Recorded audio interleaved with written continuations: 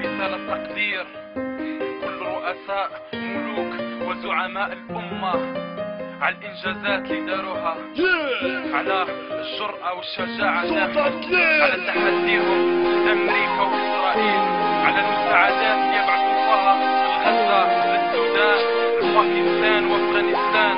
زعماء أعظم زعماء في تاريخ الأمة، تستاهلوا كل التقدير، تستاهلوا كل الاحترام. نحبكم من قلبنا، هذه تحية لكم يا زعماءنا.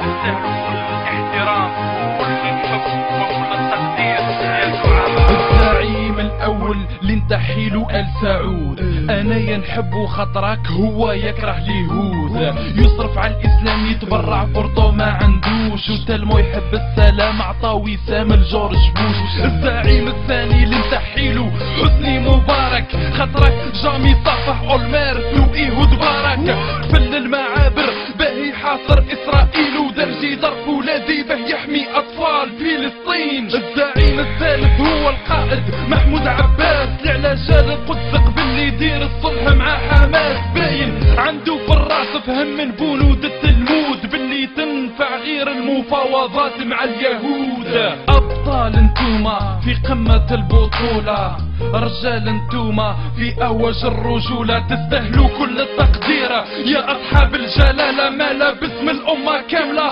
نبلغكم رسالة باسم الشعب، مكرف العدو يا أصحاب الفخامة والسمو، يا أصحاب الفخامة والسمو، يا أصحاب الفخامة والسمو.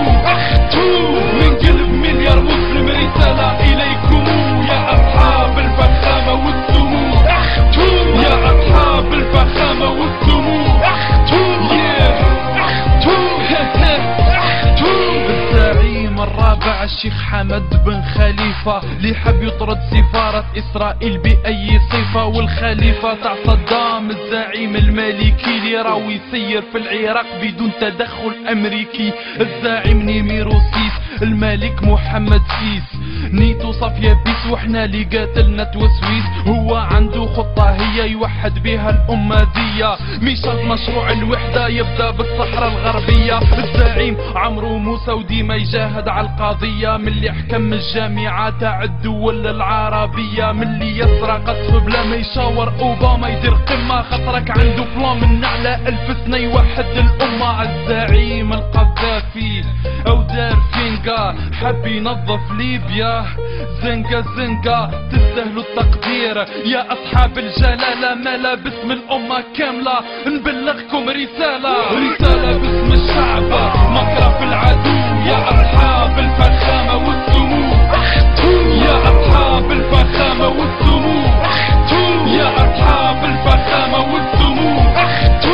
من قلب مليار مسلم رسالة إليكم يا أصحاب الفخامة والسمو، يا أصحاب الفخامة والسمو.